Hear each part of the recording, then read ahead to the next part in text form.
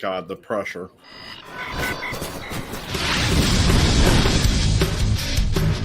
Welcome to the Bleeding Burgundy Podcast, a Washington football podcast by fans for fans.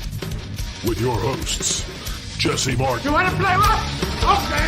Say hello to my little friend. John Taylor. Quiet, numbskulls, I'm broadcasting. And Keith Gray. The King, your Majesty.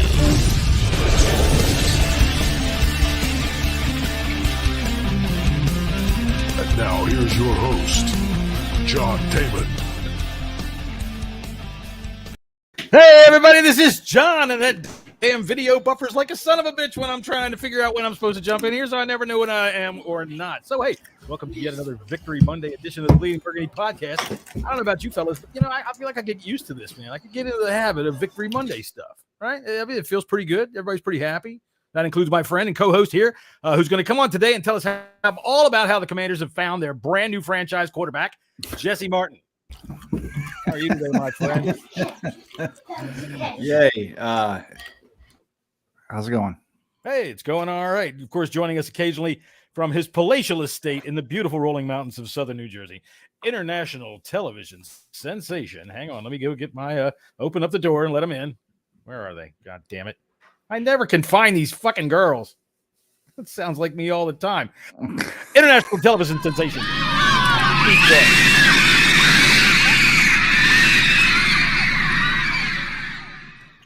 How are you today? Really can't stand you. You're wearing your G.I. Joe pajamas there. Those are pretty cool. Can you guys see me? I do. I'm going to say this. Just now, Keith, you're busy on Saturdays with all sorts of family things.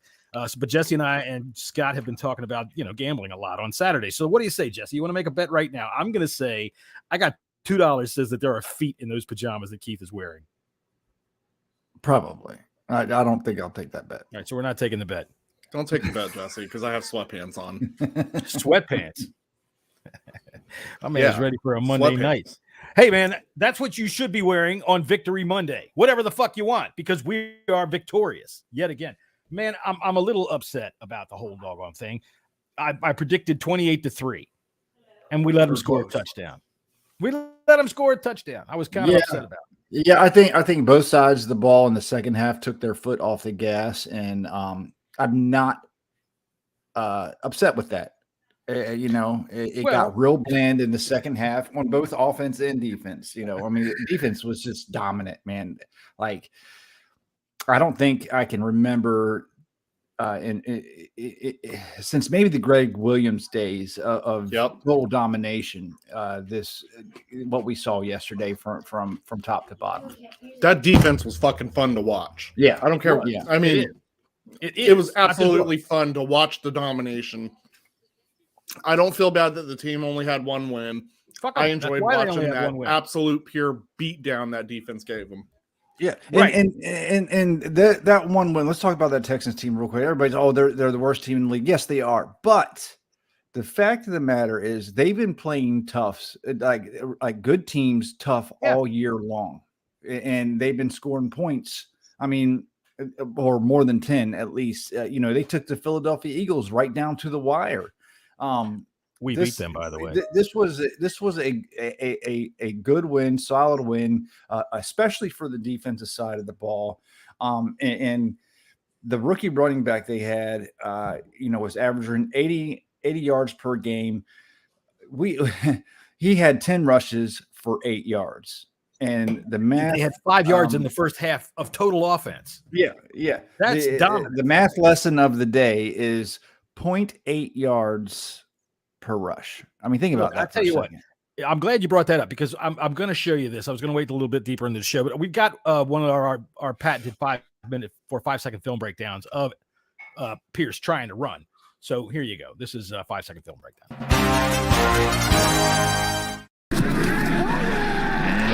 Nowhere is Pierce shoved back. Yeah, man. Pretty much. Their offense didn't go anywhere at all. Okay, so we're going to get all off track here as if Jonathan Allen just hit us in the head. So why don't we go with first impressions? Keith, go ahead in your nifty G.I. Joes there and give me your first impressions of what you saw with the Commanders yesterday. I think I saw what everyone else saw. We saw a dominating defense beat up on a team that they should have beat up on. My initial reaction was, let's keep doing this. I mean, the defense has proven that it is improving every single week. Guys are in the right places within their position, and it's working. Don't try to fix something that's working. Keep going. And then adding Chase Young later on is just going to benefit even more. And we can talk about that at another time. But initial reaction was, wow. I haven't seen a Redskins game, a Commanders game. I haven't seen a Redskins game like that in a long time. This was one of those very first times where I felt comfortable enough after we scored that touchdown. I wouldn't say right after we scored the touchdown. I think when we started adding to the total a little bit in the first half. We scored a touchdown on the second play of the game. Yeah, correct, with the defense. Which was great. But absolutely great. But obviously there's a lot of game to play. You know, you can't really kick your feet up, so to speak. It wasn't until, I'd say, just to be safe, it wasn't until halftime, when we were up the way that we were, that I could actually kick my feet up, relax. And I actually started paying a little bit more attention to the Eagles game on the TV behind me, hoping that the Colts would take out the Eagles for us and help us out a little bit. I'll give you a nifty piece of trivia, Keith. That television that's behind you is half from where you're sitting right now to where that TV is half the entire distance of how far the Texans went in the first half of that game. When you kicked your feet up, your feet went just about as far as one of their running plays. So exactly. It was a great game to watch as a fan. We haven't seen one of those in a long time. We're usually used to these nail biters. We did exactly what we're supposed to do against this type of team. A lot of fans were nervous, didn't want to look past this one. Totally understandable. We're the Commanders. We shouldn't be looking past anything really, to be honest. But this one was actually relaxing, and I enjoyed watching. Well, I'll tell you what.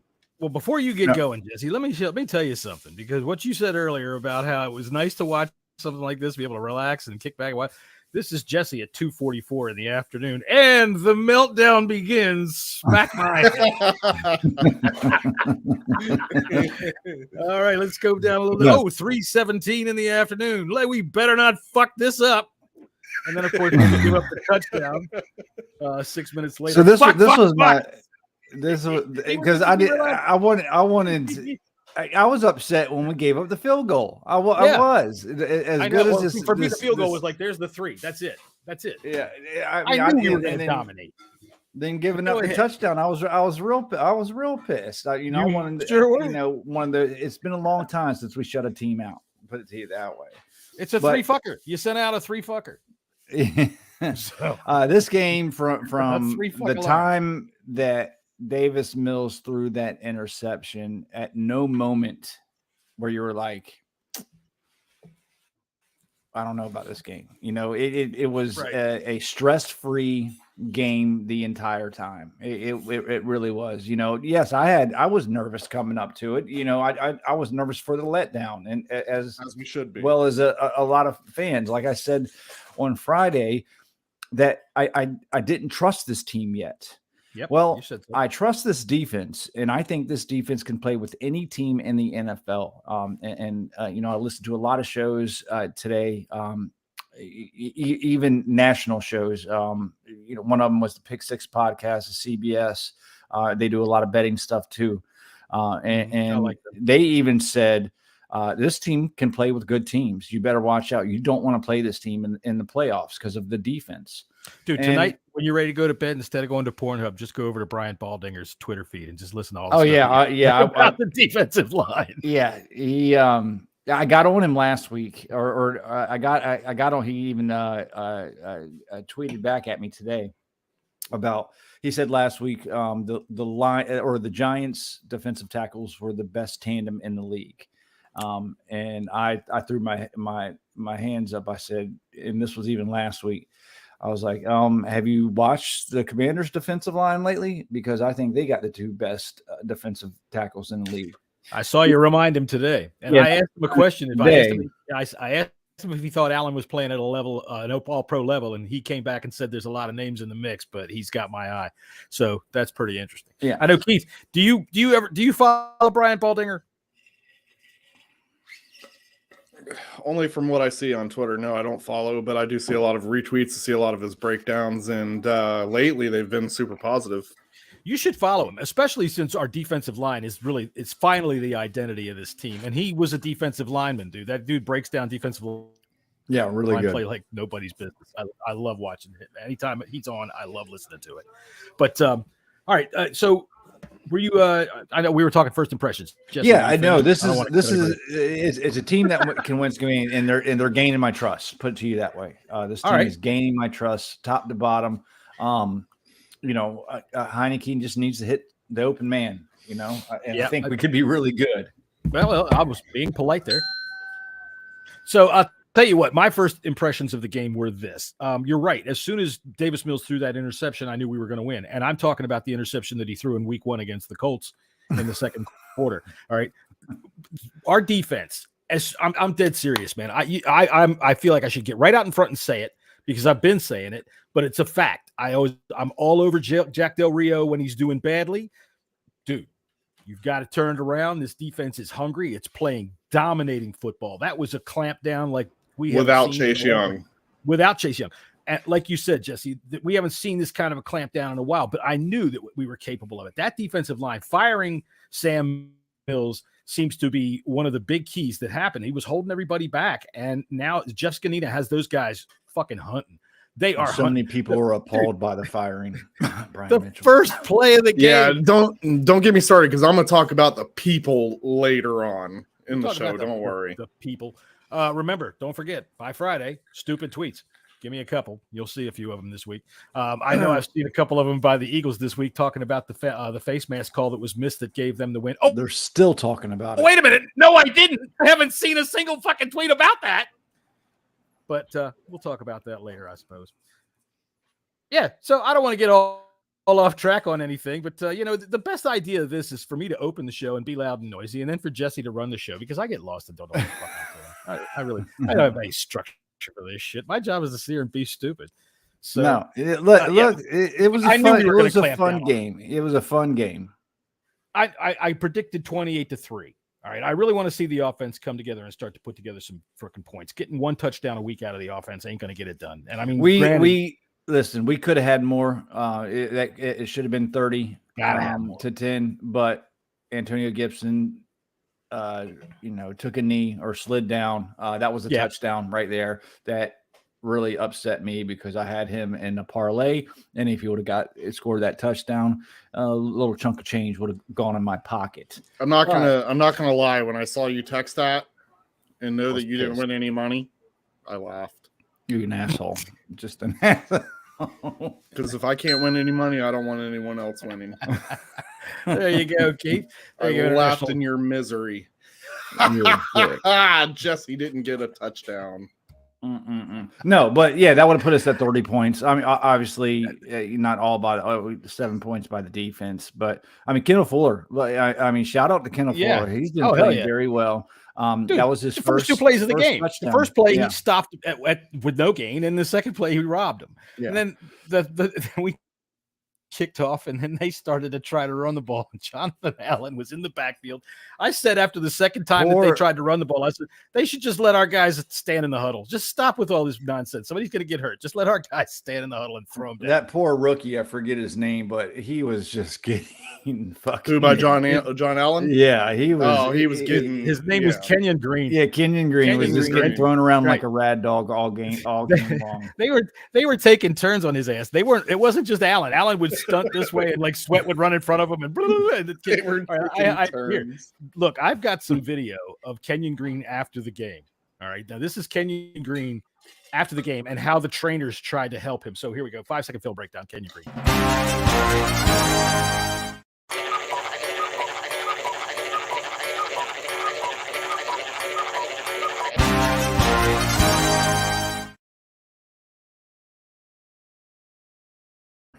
True story. Do that.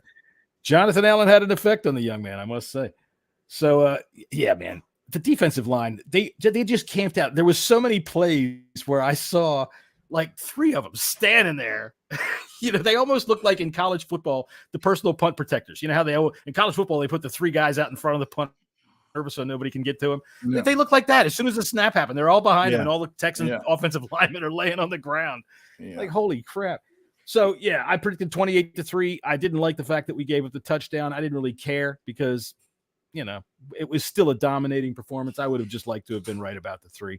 Yeah, it was over at halftime, and you could tell both coordinators took their foot off the gas, and started to call kind of vanilla plays on both sides, and that's all right. I think that's kind of smart in a sense. And I was hearing John Keim, I think he was talking about it. Someone else was talking about it too. If you're pretty much damn sure that you're going to win the game, especially by halftime, there's no need to take risk. There's no need to change it up. Just get through the game, get out with no injuries, and you don't want to give anything away for future other teams to get film on. So I'm definitely okay with that. I know people are upset about not scoring any more points, and I'm listen. This was a domination. It was a good game to see. I'm glad we got this out of this team. Now I got more trust, especially coming into an Atlanta game that one of their best players is trap game. No, I don't think so. Their best player, one of their best players, Kyle Pitts, is out for the season. He got injured last game, and this is a running team. Yeah. And we all know this team and basically the rest of the games we have down the line, maybe besides Dallas, even though Dallas is can run the ball, they're all running teams, and they play into our strengths of the defense right now. I agree. I don't even want to talk about Dallas after what they did yesterday, although having their defense in fantasy, it was fun watching them throw Kirk Cousins around like he was just a toy. That was kind of fun. 39 points. Commanders scored 30 or 34 or 39 points in fantasy. Just saying. Yeah, the Commanders didn't do too bad either. No. Our defense did quite well, but they weren't available. I put this up a minute ago from our Far East correspondent, Yam Starch. Yam in Japan put up between this game and the Eagles game 9 total points in the second half. That's fantastic because look, we're bouncing all over the place because that's just how my brain works. But you said earlier that people are going to say, "Oh, it's just the Texans," and I don't care if it's just the Texans. Okay, the NFL team. Not only that, but I mean, to me, that's kind of an excuse because they are a bad NFL football team. So here's what happens: if you are a team that's good, or if the Bills played the Texans, you'd expect them to smack them, right? You'd expect it because they're a good football team. So if you want to become a good football team, you take the teams that you're supposed to schmack and you schmack them. I knew they were going to dominate this team, and they did. And that's what a team does when it's starting to turn a corner, when it's starting to find itself and starting to feel like it's actually a football team instead of a collection of bozos running around not knowing what to do. Now I'm talking to you, Jay Gruden. So anyway, let's talk about the offense. Keith, what were your first impressions of the offense? What did you think? Well, I did enjoy our running game. I enjoyed the fact that Brian Robinson did exactly what he did against the Eagles. I mean, there was that one play where I can bring up where it looked like he got stuffed 3 yards behind.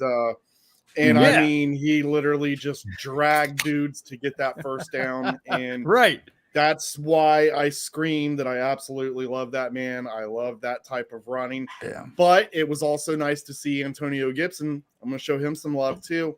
Where, buddy. He can hit the outside. And he can, his running style is clearly different. But they both complement each other. And I absolutely love the running game. The passing game. I mean, we got down the field, Taylor Heineke made some throws. But I'm going to go back to my same problem and opinion that I had last time when we discussed the win against the Eagles. The inability to throw scores in the end zone is a problem. It hasn't been a problem now or a problem with us fans now because we're winning, right? But again, if you take his stats of this game and you get a loss, we're having completely different discussion. When is Wentz coming back? That's our talking then. Correct. Right. But instead, Jesse said to me earlier that, we found our franchise quarterback. Isn't that what you said? No, I never said that. No. And listen, I still think there's a good chance of us seeing Wentz before the season is out. I agree. You never know. And listen, the offensive performance yesterday, it wasn't great, but they did enough to get the job done. And again, you coincide with this defense and how they're playing right now. Maybe you don't have to score 30 points a game. No, you don't. Right now, if we can listen, it's not just the defensive line that's playing well. It's the back end is starting to play well too. So if we can limit, you don't have to. What they're doing with Taylor Heineke right now, and it was blatant yesterday, and in the Eagles game too, they're not putting him in positions to make too many mistakes. He's gonna throw a ball just like he did in the the first quarter to Jalen Petrie. Just dropped it because it was right in his damn hands. They're trying to limit. They're trying to limit the times where Taylor can put the ball in danger, and I'm perfectly okay because it's working right now. Exactly. They're running the ball 40 times. We ran the ball 49 times versus the Eagles, and we ran the ball 40 times yesterday. Yep. Yeah, the yards per carry is still down, but that's taking time off the clock. Listen, that play call to Curtis Samuel when it's not constantly out on the field. The problem is we've had the availability to run like that in these last two games and control time of possession and show some success with the running game and be able to move the ball downfield running. The problem though that I'm having is the passing. That I'm having is when we're going to play against teams who are better than the Texans. Sure. Okay. Like last week.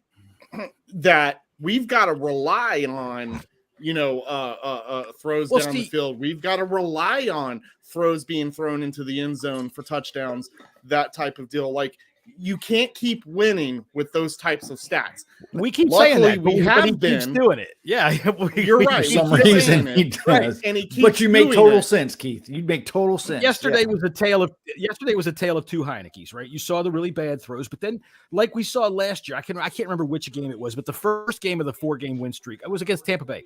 Remember what I said to you guys? I said he doesn't need to have the big arm. If he throws on time, if he puts it where it's supposed to be on time, he plays very well. And yesterday you saw him doing that.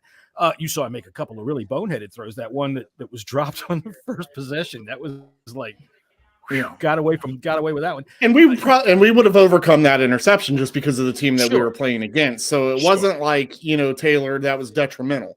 And again, I'm not trying to take a dump on him. He is the starting quarterback. I will support him as the starting quarterback. I want him to throw interceptions. Listen, I love Wentz. Other people would argue that with me. They think he's trash, and that's fine.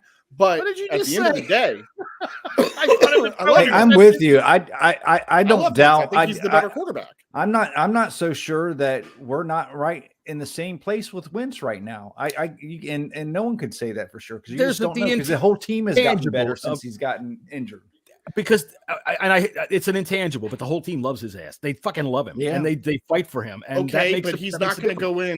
At least I don't think so. I'm all about looking ahead too. And it's like we're just buying time with Taylor Heineke. We've been buying time for 3 years, but we're buying time. He's not going to go in next season as the starting QB1. So this situation still needs to get addressed. It was going to, but the problem is we're delaying it getting addressed. But we're delaying it getting addressed because he's winning. But the thing is it's not Taylor Heineke that's specifically winning these games. It's a full team effort, which is helping Taylor Heineke. And maybe we don't need to make a quarterback change at some point. But I know as we look ahead to these next 6 games, they're not going to be easy games. No, and they're going to tell a lot about. They're not Taylor easy Heineke. games on the schedule. I mean, we still have 2 against the Giants now. I know the Giants are they're looking like they're imploding a little bit right now, but it's still not. Right. We're at the same level, and we should not be looking ahead of them, really, to be honest with you. Focus has to be on Atlanta right now. We can't look past anyone. Yeah, focus is Atlanta, and then that you have, these Giants games coming up, and those games are going to help determine where we're going to stand coming towards the very end of the season. And again, looking ahead, and we can get into this. I'm going to ask this question now. We don't have to answer it. We can wait till the end of the show. Okay. But we've got 6 games left, right, in the season. Do we really see this team running at least 5 more wins out of those 6 games to reach the 10 mark? Because if not, now you're talking an 8-win season, 9-win season. I am the math wizard here. You only need 4 wins. That's right. You have enough fingers to figure this one out, Keith. You got what happened? You need 4 wins to get to 6 and 5. Wins. 6 and 5, everybody. Oh, you need 4 wins, right? There you go. But I see your point. And listen, Florida education system, ladies and gentlemen. Like I said, the teams that are up ahead, the teams that we have up ahead, we match very well together. These are run dominant teams, and we are a run dominant defense. Listen, what this coaching staff has done a really, really good job. And then it goes from Ron to Jack and to Scott is to keeping these, especially in these last 6 or 7 games, are keeping these guys focused on one game at a time.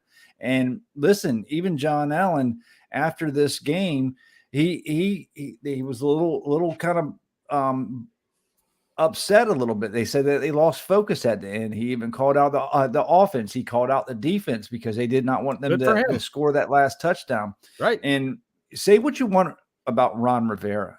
I'm sorry. I want him to be the coach next year. Next year? I think that next year is a foregone conclusion at this point because the team is likely going to be sold. And maybe even after that. I like what he is. If a sale happens, it's happening in March. That's too late to change your coaches, as far as I'm concerned. So whoever comes in, that's who he's got. Here's the thing. We were talking about Taylor Heineke. I'm on record as saying that quarterback coach is the big combination that you got to hit. All right. Quarterback coach. Well, Ron's been fishing. And the best thing he's come up with so far is Taylor Heineke. It's the only guy he's gotten to consistently win for him. All right. So as far as I'm concerned, this is Ron's quarterback. Number one, wait a minute, let me finish, guys. I've been waiting to say this since you were talking before. He's going to come up for contract this year. I don't think it's going to pay. It's not going to be bank breaking to have to bring him back, but I do believe we will bring him back. But if you do bring him back, how are you going to tell him he's the backup again? You know what I'm saying? This is Ron. In my mind, he knows what he is. Heineke knows what he is. I know he does. I have a legitimate question, and in my mind, this question makes sense. So bear with me, right? Is Heineke a better quarterback than Nick Foles? Yeah. Maybe right now. I don't know. I haven't seen Nick Foles play it down. That's because Nick Foles had a spurt in which he was amazing. He did. And then everywhere else he's ever gone, he hasn't been good. So that's the reason for my question. Do you think that Heineke can have this spurt in the playoffs? I think this about the Eagles in that year, and this I think is a fact. You can get your wife in here to back me up on this, or you can back me up because I'm sure you know it too. It was Foles who came in, and Foles who gets this credit about being this magical run. But that team said, this is our guy now, and they got behind him. And this happens a lot. I've said this before on this podcast. Backup quarterback comes in. That team sometimes will galvanize. They'll be like, okay, this guy's going to need us, right? And they did. That team picked it up. Backup quarterbacks have never been a problem with the Eagles, man. They've always found success with backup quarterbacks. I mean, hell, at one point I know they were on their 3rd in a game. I made a cartoon the first 2 got hurt. I made a cartoon one time when Donovan McNabb got his knee hurt. All right, and their season was going really well, and all of a sudden Donovan McNabb's knee got hurt, and oh no. And they signed Jeff Garcia, and I did a cartoon of all these people. It was the Philadelphia Eagles emergency suicide something. If you had a green band, you could go and jump off of the Franklin Bridge. If you had a red band, you could go and jump off the PNC Tower. And I had all these people jumping off. I shouldn't make suicide jokes, but it was 20 years ago. Fuck it. Right. So they signed. They signed less offensive. They signed Jeff Garcia, and that guy won like 8 in a row. Took him to the playoffs until he lost. No, that's a valid point, though, John. I mean, the Eagles team did get behind their backup, but you know what? The reason why I asked the question about Foles is because our fan base kind of has the same love the way that the Eagles fans have love because for he's Nick that Foles. underdog. Yeah, he's the underdog. He helped get them their first Super Bowl. They absolutely loved him. The team definitely loved him and got behind him. Mm-hmm. It's weird. Like, I'm not saying we're going to create that same success, but I was just curious on how you thought in comparison, because this is kind of what it reminds me of. Other than obviously we're not in the playoffs and I'm just saying, like, obviously I'm thinking way ahead when I ask this question. Yeah, we do control our own destiny though. At the moment, simple. Especially if the Cardinals win tonight. So go Colt McCoy. Well, no, it's we play 2 games against the Giants. If we win those 2 games, we will have that. Our final game is against Dallas too. So I mean, those are 3 right there. 3 Giants have a very hard schedule the rest of the way. They do. Yeah, but we got 3 divisional games out of the 6 that are left. This is big time. This is definitely going to come down to the end in determining whether we're a good enough team to make it to the playoffs or not, and we're going to see it soon. I was listening to Al Galdi's podcast today, and what Al Galdi said, the Commanders have turned their season around. But hey, have they turned their season around? Is this officially San Francisco as well? And they're right now we're necking. They're a half a game up from us. But let's focus on the here and now. And we'll talk about playoffs when the times come. It's great to talk about it. It's the end of November. We have a winning record for the first time in years. It's the middle of November. Yeah. What are you talking about? It's the 20. It's past the 20th. That's towards the end of November, there, Bubba. Listen, I am now Bubba. All right, there, Bub. The fact of the matter is, I'm not sure that's an insult. If the defense plays like it has been, there's an extremely good shot of going forward and playing in the playoff and possibly winning the playoff game, because the NFC is not that good this year. The East is pretty good, or at least the Cowboys and the Eagles are pretty good. And I think we can play with both of them at this juncture because our defense is up to stuff. We just beat one of them. The Cowboys are playing really well. I mean, they dismantled the fucking Vikings yesterday. Tony Pollard is a offense around him the and league Zeke is running down. at the same time. Offense around the league is down, and people are running the ball more, and that's our strength. Listen, we're going in. Look, we beat a bad team, but the week before we beat a good team. Yeah. When you say offense around the NFL is down, remember what I told you on Saturday's show. The first law of football. Listen to the old person. First law of football: offense innovates, defense adapts. Defense always adapts. Well, please follow up with a story about Jumpy Gathers and then put it on Twitter and then have all the old cronies get on to me about how I'm not a real fan for not knowing Jumpy Gathers. Fuck out of here. Well, I hope you went and learned. I knew who Jumpy Gathers was. Like, I heard the name, but if you ask me about stats, I'm not going to be like, I wasn't telling anybody stats. I just told you that's who he reminds me of. I'm 43 now. I was 11. I'll slap all your people that follow you, John. All of them. Dude, I tell you what, I can remember things that happened when I was 11. Well, good. You have a good memory. And everyone else has a good memory. You just had to write everything down. My memory is not that good. Sorry. I was focusing on guys like Mark Rippon, Art Monk, Gary Clark, Ricky Sanders. I can keep going in that aspect. Dexter Manley, but I wasn't focused on Jumpy Gathers. Jumpy Gathers played on that fucking team. I don't care. Jumpy Gathers can kiss my ass. All right, back to Taylor all these guys, except for the one guy right there. I don't care about Jumpy Gathers. He didn't single-handedly win no damn Super Bowl. No, he did.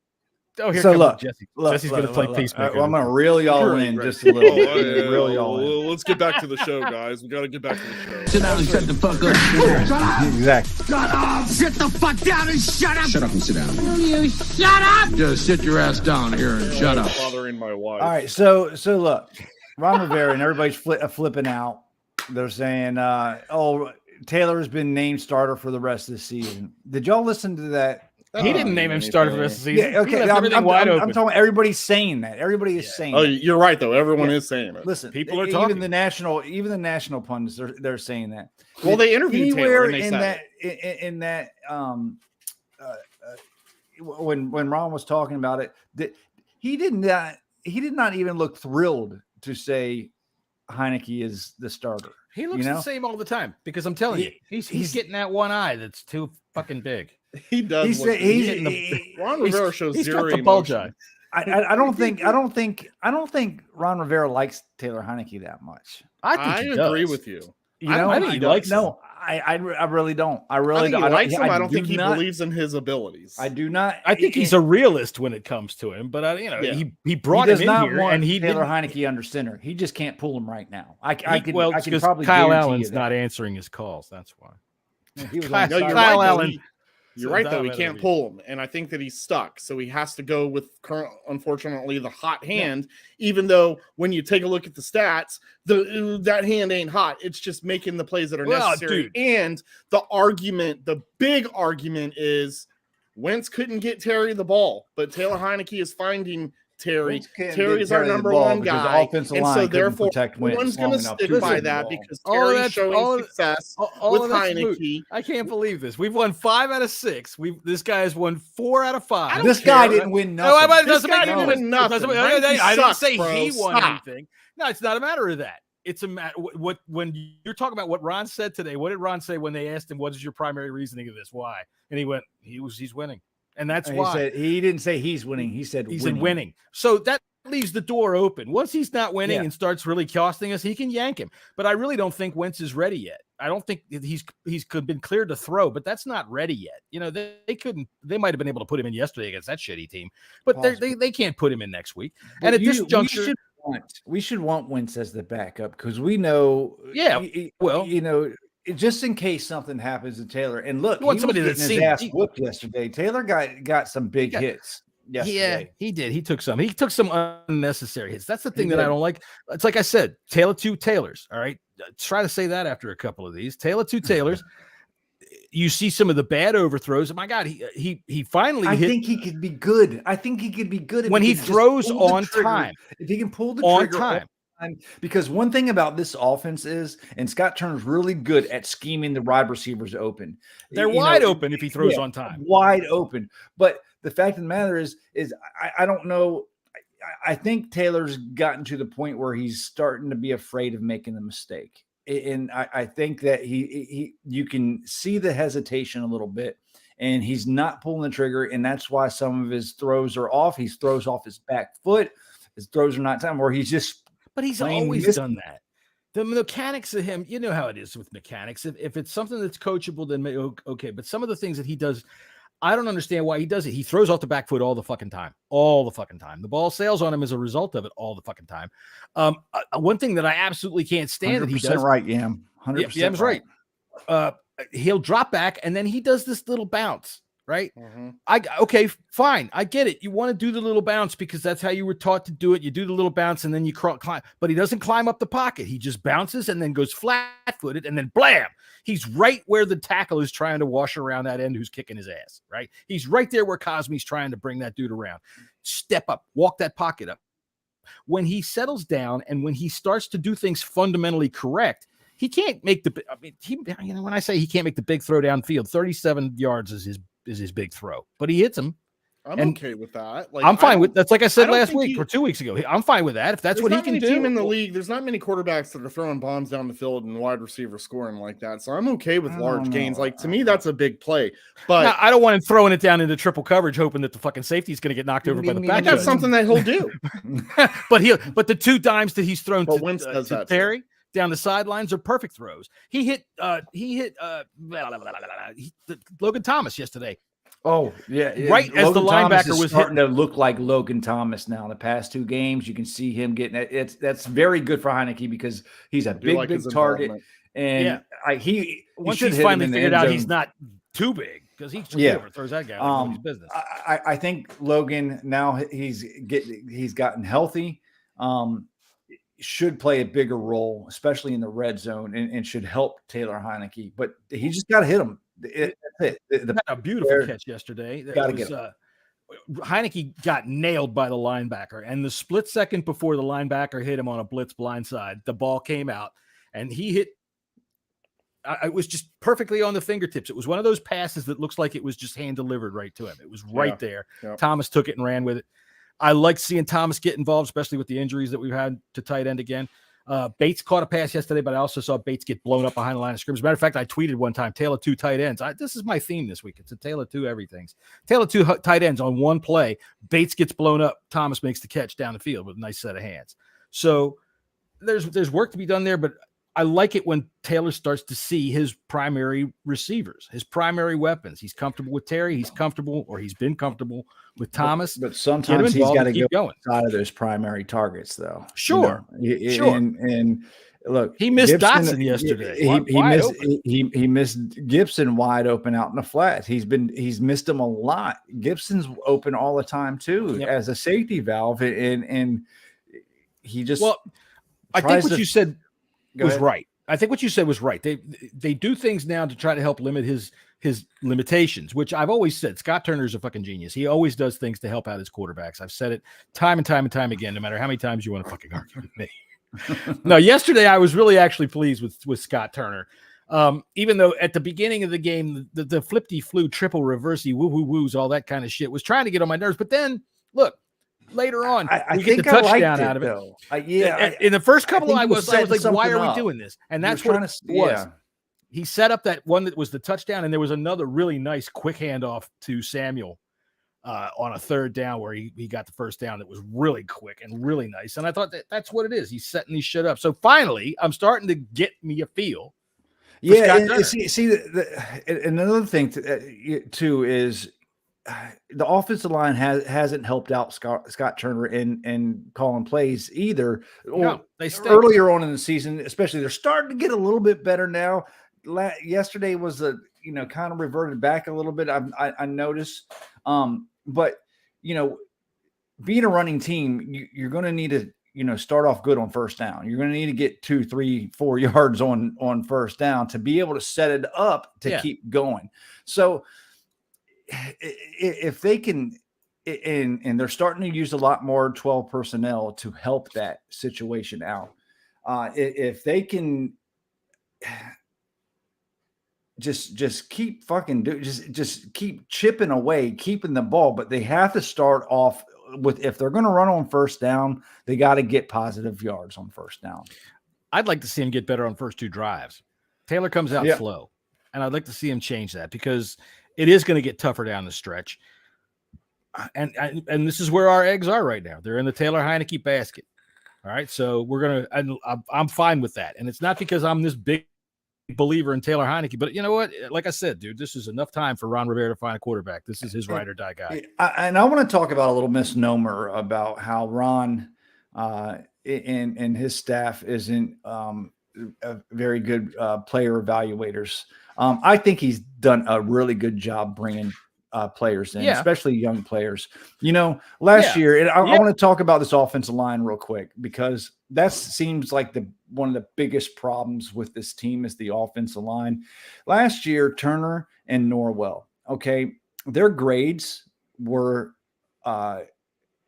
not like great, but they weren't bad. Good enough. Like they are right now. They were solid. They were solid grades, and that's why he went out and got them. The William Jackson III. Listen, all teams play zone more than they play man. Ron Rivera went out because he was the best cornerback on the market at the time. It just didn't work out. Sometimes that shit happens. We're not the only team that, we're not the only team that does. But bringing players like Leno in, bringing players like Logan Thomas, even J.D. McKissick, drafting people like Derek Forrest. Good Cam God, Pearl. What a Derek Forrest. Big signing that was. Dude, do you remember in preseason bringing in Bobby McCain, even though he's probably one of the weaker links on the team? He's playing really now, well. He had a blitz yesterday. Even Jamin Davis. People want to shit on Jamin Davis from last year, Not but anymore. like we've said, give it time, and he's starting to turn out to be a damn good player. Listen, I don't think they get enough credit for what the players that they brought in. Yeah. To this team. You look at guys also that are a little bit forgotten, like Fedarian Mathis. Mhm. You know, he's out with a knee, and just meat and potatoes players like Casey Toohill, right? He grabbed that dude off the Eagles practice squad, and that guy makes plays, man.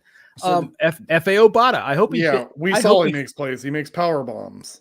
Hey, no, that was Ridgeway, and I'm okay with that. Yeah, you're right. I'm good. I'm good with that too. I'm good with the suplex in the middle of a game. Power bomb. Yeah. I get those two whiteys mixed up. Sorry. Ridgeway is a freaking goon. By the way, what's his name? Reginald. Where are you, buddy? Where's my buddy? I'm going to give him credit here. A listener of ours who tweets with me quite a bit. Reggie, what's your doggone name? Where's it? There he is. Reginald T. Skinner at Reg Skinner. Okay. Yeah, Reggie. He calls him the goon. We need a goon. And that's okay. That's his Brian new Mitchell was so pissed off, talked so much shit on Ridgeway today on the radio. Shut up, Brian Mitchell. Who cares? Shut up. You need somebody. You know what? I say this at the beginning of every game. Go take your Hall of Fame jacket and set it on fire. Ain't nobody care about you anymore, you punt returner. Hey, I don't believe he has one. He doesn't. He don't? No. Oh, well, good. Yeah. You don't even have a jacket to set on fire. Loser. The thing about that is you need somebody to strike fear. I always say it every week on Friday when we're doing our prediction show. I hope F.A. Obata goes in and bites him. Right? And F.A. Obata was in on a sack in the first quarter, dude. I hope you bit him. It's old school football. Go rack that fucker's head. Make them think you're I'm perfectly okay with the suplex. Now, the thing about the power bomb, and I don't even know wrestling, but I know that's what that was. I don't even think it was something that was malicious. The way that play kind of hit, all of a sudden that dude rolled into him. The dude was right in his gut. He grabbed him and he picked him up. Now, I mean, he could have. He didn't have to pick him up, though, man. He knew what he was doing. If he straight up you ain't running with me. If he straight up like DDT'd him, like put his like thighs in his head and straight up tombstoned his ass. I mean, he wasn't trying to injure the dude, but you didn't have to pick him up. He did. I think it was just hyped up, and he just kind of like rolled into his stomach, picked him up, and just like threw him little down. Dude versus big dude. That's just the way it goes. I'd give him a game ball because this week actually was one of my game balls. Okay. Because the Atlanta Falcons are going to have him on film this week. Going, look out for this dude. That's the goon. It was kind of a little boneheaded, but I was like, hell yeah. Okay, the dude put himself right there. I mean, you can't blame the guy that shoots the cannon if somebody sticks their face right in front of the fucking muzzle. Yeah, right? I mean, it was a dumb penalty. Don't get us wrong. Like, we're not advocating for this to happen every game. No, but in this type of game, where the defense was just dominant the whole game, and then you got a guy power bombing, a running back. I mean, I'll take it.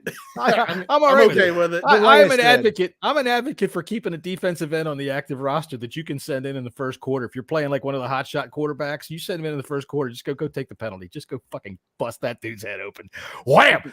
I know I'm awful. People are going to be yelling at me on social media because they're going to have to make sure that they sound so good in front of their girlfriends. They're just terrible. You shouldn't wish that kind of thing on anyone. Bullshit. Yeah, like I said, let's go get Dak Prescott. Bam! I don't think Ron gets the credit he deserves for the players that he's brought in. I think they got a good core of players to build around. Look, fix the offensive line, get you a quarterback, and this team can go places. Well, you said they found their franchise quarterback. Sure. Well, no, actually, I'll make it known for a fact that Jesse didn't actually say that. I made him say it, and I said that he said it. I said it. There, that should cover everything. All right, let's do some of these. Attaboy. Get out of here. All right, so Keith, who's your first offensive butt pat of the day? Who gets your nice tender fingers across? I know where it's going. You can give another ball back to my boy Brian Robinson Jr. Knew it. Just make sure you don't pat him on the wrong side. And you know why. Like, I just love that guy. You can see the strength building in him every week. The confidence and the strength as he comes back from this injury. He was nailed 3 yards behind the line of scrimmage. He was nailed 3 yards behind the line of scrimmage by two guys, and then he just drugged him 3 yards past the freaking line of scrimmage to get the first down. He fought for that first down, man, and you saw that all game against the Eagles too. It's just like that's a kind of guy that you want on your team. He fought. His teammates see that, and they feed off of that. And I just love everything about it. But again, not to short Antonio Gibson either, because he had some bright plays as well in this game. He did, but I think Robinson outplayed Antonio this game. Oh, I agree. But again, I do like having the two different style running in there. Works. It's hard to game plan that. Yeah. It works. And then you throw Samuel into the mix, not only coming on these end arounds, but coming out of the backfield as well, just running as a straight running back. You bring that into the mix. Defenses really don't know what to do. And I'm glad to see that what we need, I'd love to say it again, a quarterback that can get the ball downfield to him. But hey, you know what? If it's working, it's working, and it's working. I would also give a butt pat to Brian Robbins and that's why, because I see the confidence building. I see him taking on tacklers, knocking through them, just busting through them like they're not even there. We're seeing what we got for him. Our friend Scott Hartley. Now, Scott, you wrote to me earlier and you said you were on your way to Atlanta. Best tell Captain Gustavio it's a home game, so make sure he takes a right. All right. So Keith, you got his. He's gonna wind up in the ghettos of Atlanta. He's gonna be. Scott, you don't want to be in the ghettos of Atlanta. No, sir. Oh, I'm sorry, boys. These fellows keep asking me for pocket change. All right. So, by the way, nice to see all our British fans out there. Our British friends out there. I'm hoping that our friend Jesse Roberts is paying attention. She is she followed. I got a message from her today. She wanted to see she couldn't wait for the Victory Monday show, which means now Jesse goes way back with me to the Bang Radio Hour. She is a former Foxy boxer and a professional wrestler. That woman is a badass, and she is the official security detail of the Bang Radio Hour. And I would also like to make her the offer to be the official security detail of the Bleeding Burgundy podcast, so that whenever Keith Gray, official or he's international television sensation, when he goes out of the country, we will have security. We've got somebody there to protect him, because that's where our money is. Look at him up there. He looks so freaking bold. I mean, check him out. Check him out. He's like, yo, I got me some G.I. Joe, baby. All right. So, hey, if Jesse's out there, that's pretty cool. And look, we all watched the World Cup game today. Did you guys watch the World Cup game? I did. I watched the World Cup game today. No, I was working. I've kind of followed along, but I was working. I was working too, but I was watching the World Cup game while I was working. And we tied. We're muted, Keith. We tied 1-1. And thanks, Jesse. For all of you English fans that want to know why the fuck we can't get into fucking footy over here, that's why. Jesus Christ, I invested 2 hours, 3 hours into this goddamn game. We end up with 1-1. Yeah.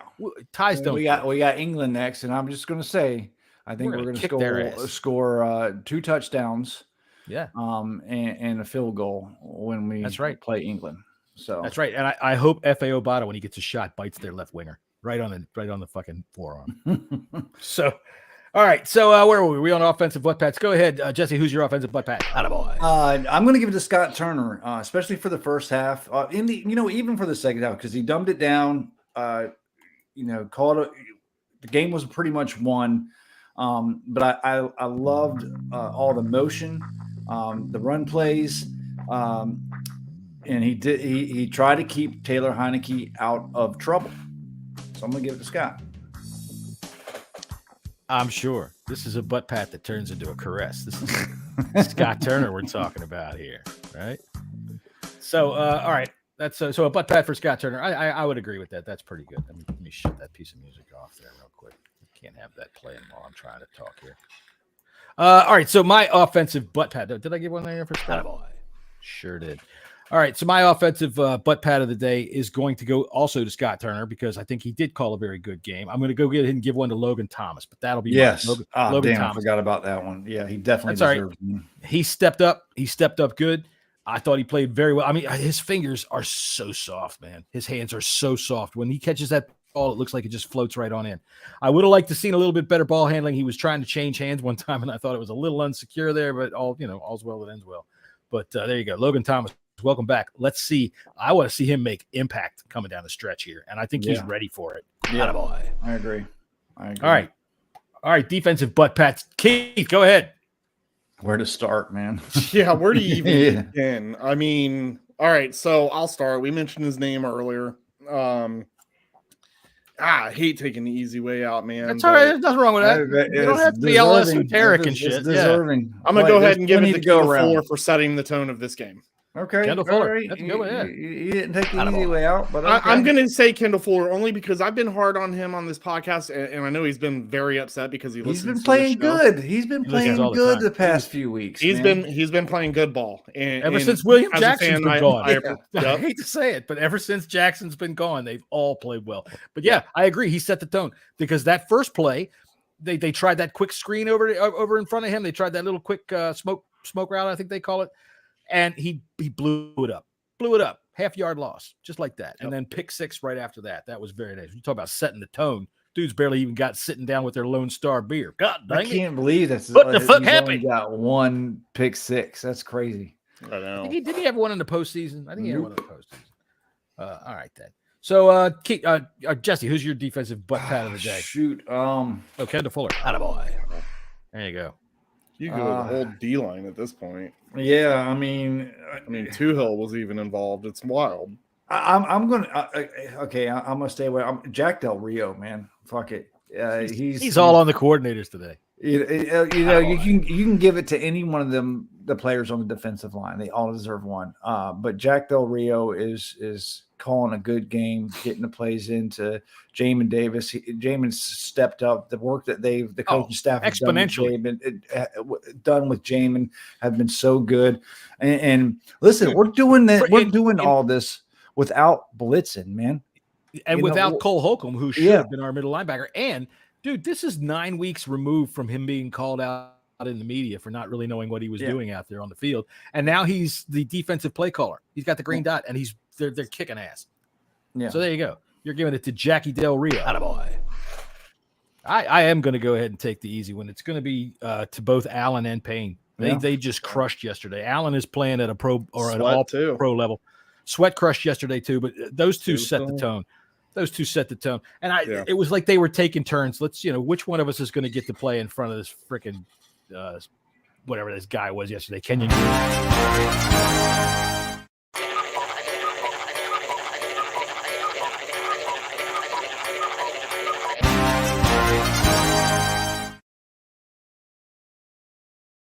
Video of Kenyon Green getting treated today by the Texans for the performance he put in yesterday, because, man, he got walloped. There's that one play where honestly, Allen just picked him up and walked him back like he was walking a baby to sleep. Oh, man, yeah. So check this out.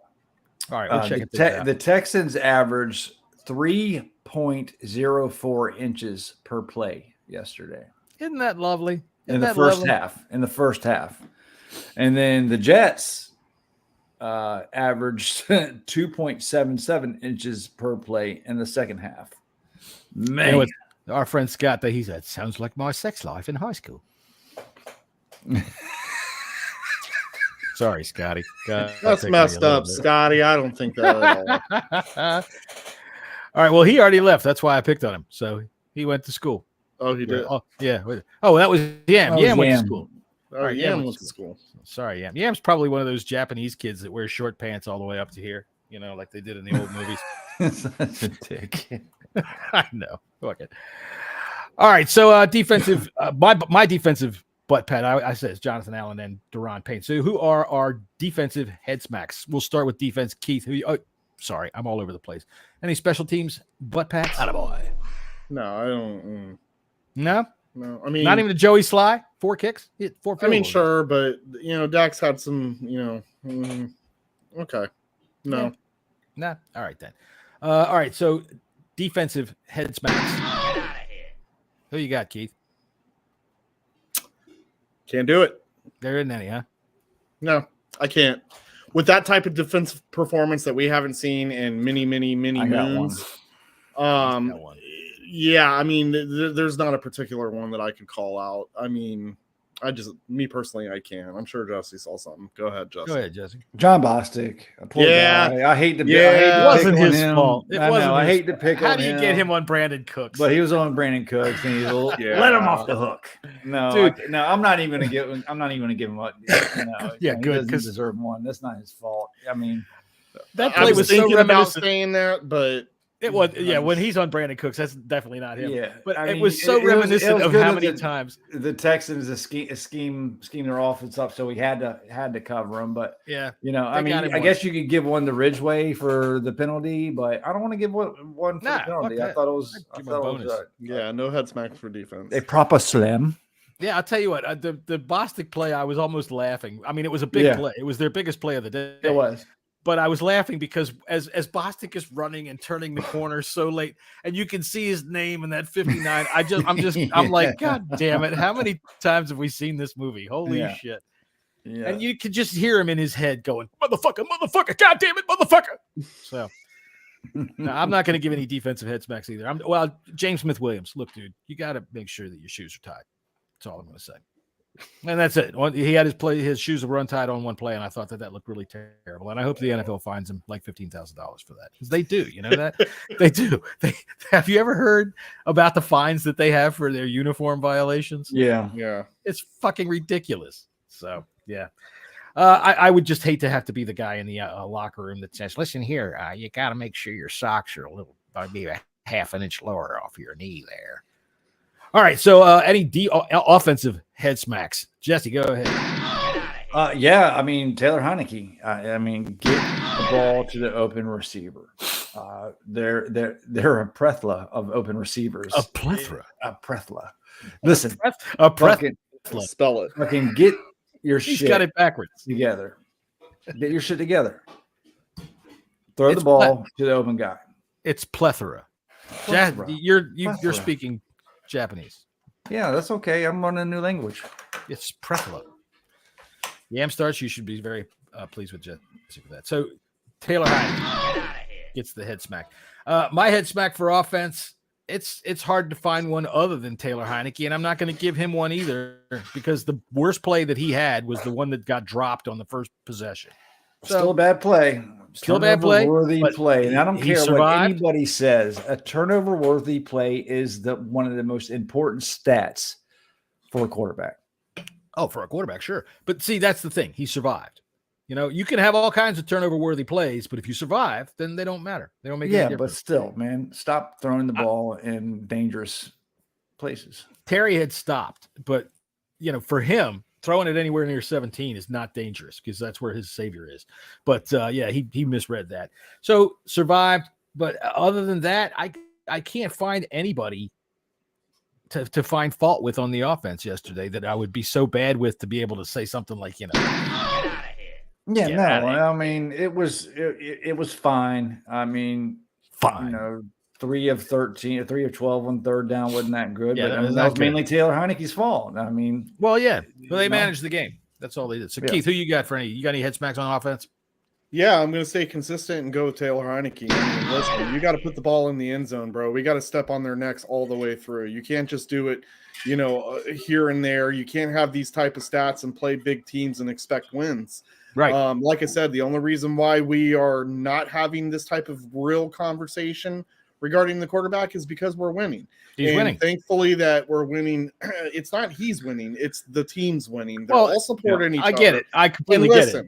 And listen, moving forward, if that's the way that this is going to be, I'm okay with it. If the players love this guy and they're going to fight for this guy, and this guy is going to fight like he says he does on every possession, I appreciate the idea that he pretends that every game is his last. Look, he says and does things that I really, really, really like about him. But at the end of the day, we have a deficiency of getting into the end zone. And when we start playing bigger teams, we need those points. And I'm not talking 3. We need 7. Yeah. Yes. One touchdown by the offense is not going to cut it. Good game. Good win. Again, that's going to come short against good teams. Again, Gibson, sliding down when he could have scored. Yeah, but at the same time, that's garbage time. I want those. Not really. I count the first half. In my opinion, that's when I say garbage to nothing. But listen, we could have went up more. Sure. When I say garbage time, what I mean is he was in a position where going down to run the clock out is what he's looking to do. Having to score was not what he was looking to do. So I want that 30 before we get to the last minute of the game. He wants 30 in the first fucking quarter. Well, I always want 30 in the first. Pat Mahomes or some shit. Well, it's just, but Keith is right. We've got to be able to punch these in for touchdowns. When the opportunity is there, you're not going to get that opportunity every game. And I do recognize that and understand that. Well, but when you have the opportunities, you got to capitalize. Got to. And listen, one of the reasons why you brought Jahan Dotson in is because he's a really good red zone target. He's quick, he's shifty, he gets open, he's got hands. It was some of the best hands coming out of the draft. You got Logan Thomas. I mean, you had Logan Thomas in the end zone. You just overthrew him. You know, it was good coverage, but still, it's still you throw that ball out in front of him. Yeah, he's got to learn to trust his eyes, trust his reads, and throw in time. Frankly, he's got to learn to drink better beer too. Fucking Busch Light, come on, dude. This is fucking college boy beer. This is college boy. It's college boy beer that you buy Busch. Oh yeah, for making that's terrible. But you buy Busch Light because that's how much change you found in your fucking couch or in your sister's couch when you're homeless. You're not homeless anymore. And and I'll make myself clear too. I'm not advocating for Wentz to come in. I hey, look, what we have now is working. We're winning. So what I'm asking for as a fan is just for Taylor Heineke to play better. That's fine. I don't need play better when it comes to scoring points, which is something we've struggled to really do all year. Just like what you said earlier, Keith. If we lose and Taylor has a game like he did, damn right I'll be advocating for Wentz to come in. Hell yeah, I will be. I think in our position right now, I think that I wouldn't be hesitant to just mix them around during the course of a game if the game was going badly. Right now, I don't think Ron owes either one of them anything, right? And Heineke is playing for a contract for next year, whether it's here or elsewhere. But that's what he's doing. He's going to have to showcase it. So, you'd hope that I think he definitely realizes that. Teams will want to bring Heineke in for a backup role. They're not going to bring him in for I know. He's got his best chance to be a starter here. And the fact of the matter is, if he stays within himself, doesn't try to get stupid like he did on that first drive, then he can manage a game and we can win. As long as we can keep running the football and as long as our defense stays as clamped down as it's been. It's there for the taking. It's there. And as a fan, I'll stand behind him and root him on to do so. Yeah. I'm not looking for his demise. I'm just looking for us to really take the opportunities when we get them. We had them in the Vikings game. Yep. We handled business in the Eagles game, but that was not, no easy chore. We had to do miracles to do that. Before that, stupid touchdown at the end. I mean, they were only down by 5 points. So it's like we had opportunities to put teams out of commission in a game for. You got. I don't want to say out of commission like they had no chance to beat us, but we had opportunities to go up at least 2 to 3 scores in a lot of these games, and we failed to do so. And we did not do well with that against the Texans either when we had a chance. But no one's really going to talk about that because at halftime we were up 20-0, right? Right. Haven't seen that in ages. We're winning. And we're winning. Somebody completely different conversation if we weren't winning. I saw that somebody tweeted yesterday, and I don't remember who it was, so sorry, whoever you were. But that we just don't put our foot down on the neck. Why do we keep dragging our foot off the neck? And I got to thinking about it, and we never really actually ever have it on. I think the only time we ever had our foot on the neck of a team was the Jaguars up by 2 touchdowns, and that was early in the game. We don't ever have the foot on the neck. Like I said, and we should. Yesterday we should have. The second half of that game yesterday, I understood why, but it seemed like both offense and defense just kind of they coasted, again, and even I think it was John Keim had even talked to the coaches. Hey, we're just trying to get out of this game. No injuries, no huge mistakes. Keep your playbook closed. So, you don't want to show anything else. And I'm good with that. That's fine. That's fine. But when you're in the red zone, we might see a quadruple reverse flip-de-flu fucking weird. But when Keith is right, when you're in the red zone, let's get 7. Score. And to be fair, you're not going to get 7 every time you're in the red zone. No, you're not. And it's good to know that we've got a reliable kicker. The dude's missed once this year. So But you're right. Touchdowns. However, I don't want to end the show on a negative note, so let's go out on a positive. We've got the Falcons coming up this week. We're going to come back on Friday, and we're going to break them down. This is a home game, Scott. Make sure you tell Captain Gustavio which way he's got to go. So I think we ruined Victory his bit. Monday. Victory Monday, his bit. He ruined his bit by wearing a shirt the same color as his wall last week, and everybody saw through the. He's not really there. Jeez. Hey, we're 5-1 in the last 6 games. That's right. Listen, that's good. Keep going. That's good. Keep going, and then we're not going to overanalyze anything, even though that's what we do. So, You guys till next going to time. the game? Left hand up. Supposed to be. I might buy a ticket in in section 109, but probably not because I'm a hermit and it's going to be cold. I hate cold. I got up this morning, went out, and my car was 27. Going to be in the area. Fuck I this. haven't 100% decided, but most likely. You want a ticket? Huh? My son Max has a ticket and a parking pass if you need one. Okay. All right. It's in 109. It's right down there by where Keith and them sit. Let me. Right down behind You said 110. How much? You said Oh, 110. shit, we'll talk about it later. Yeah, it's in 110. Yeah. Well, you let boys, me know. hold the fort I'll down get you in for me. touch I with wish I could be there. Oh, you're not going to game this week? I can't. My son's championship game is. Yeah, that's right. Yep. Go they Bears. Scheduled it on Sunday, and look, I get Hey, it. It's Pee Wee that's football. important. I ain't missing it. Yep. Fuck no. This is That's the important Super to him Bowl. in his life, and I have the opportunity to be there. I'm going to choose my son 100% over. There the you go. Commanders. And it's just There the you go. Falcons. Fuck Marcus Mariota. I know, but the stadium's going to be lit. I'd be lying if I said I wasn't disappointed We'll because see. they could have see. easily had scheduled this game on a Saturday, but they didn't.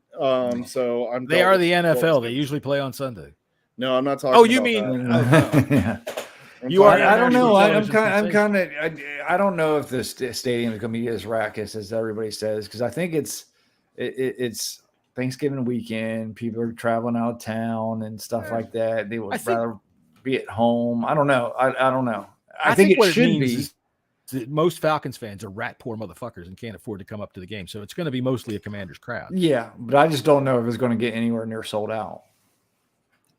Yeah, sold out. No, because like you said, Thanksgiving weekend, but it is Yeah. going to be a big game. There's a lot of people who weren't interested in the beginning of the season, who I can see are interested now. The peaks, is The bandwagoners. Yeah, The bandwagoners. You can call them names. I'm not going to, but Hey, I'm not calling them a name. Jump on I'm board. not a Let's better go. fan than anyone else. But Jump on board. I don't give a shit when you if you jump guys on. end up going, man, hold the fort down. You guys have a good time. I wish I could be there. All right, Keith. Go Bears. Let's hope you get a big win on Sunday. That would be awesome. Even if the Redskins or the Commanders end up faltering, if the Bears win, it'll be The a trophy's positive. taller than my kid. It's wild. Isn't that So, awesome? That's yeah. cool. All right, then we'll see you guys on Friday. Left hand up. There we No, go. I'm not Okay. doing that. I don't even know how to do it. I was supposed to do it like this. I don't know. If I do this, do I get in trouble? Yeah, I'm real. Yeah. Good call. All right. See y'all on Friday. Friday.